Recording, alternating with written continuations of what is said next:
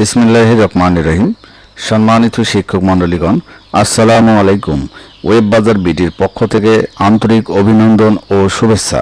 আজকের এই পর্বে দেখব ওয়েবসাইট ভার্সন 3 এই ডাউনলোড যে মেনুটি আছে, ডাউনলোড মেনুতে কিভাবে আপনি কাজ করবেন, ডাউনলোড লিঙ্ক কিভাবে বসাবেন, সেটি আজকে আমি আপনাদেরকে দেখাবো।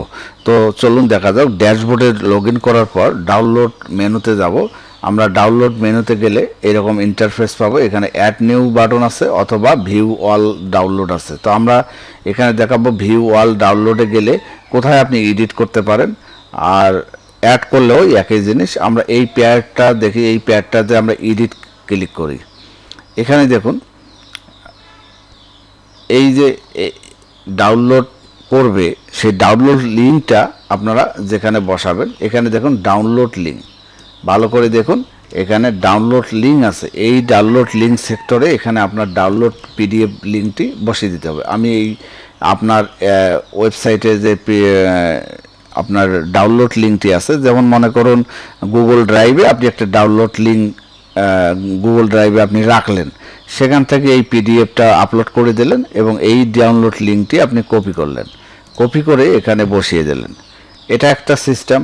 আর একটা সিস্টেম এখানে আছে, যদি আপনি গুগল ড্রাইভে না দেন, আপনার ওয়েবসাইটে রাখেন, তাহলে মিডিয়াতে যেতে হবে।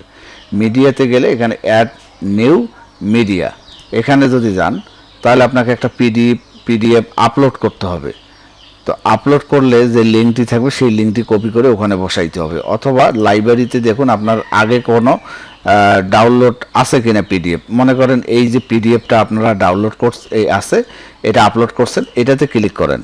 ক্লিক করার পর দেখুন এখানে কপি ইউআরএল, এইটাই কপি করেন। কপি করে এই জায়গায় আপনি বসিয়ে দেন, এটা ডিলিট করে দেন। এখন এখানে ডাউনলোড লিঙ্কটি বসিয়ে দেন। দেওয়ার পর জাস্ট এখানে দেখুন সেভ বাটন বা আপডেট বাটন, হ্যাঁ, দিলেই আপনার এটি ডাউনলোড কাজ করবে। এখন যদি আমি এটি রিলোড দেই,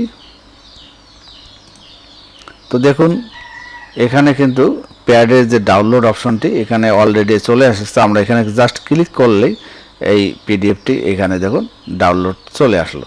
তাহলে খুব সহজভাবে আমরা শিখলাম কিভাবে ডাউনলোড লিঙ্ক বসাতে হয়। ধন্যবাদ সবাইকে, ভালো থাকবেন, আল্লাহ হাফেজ।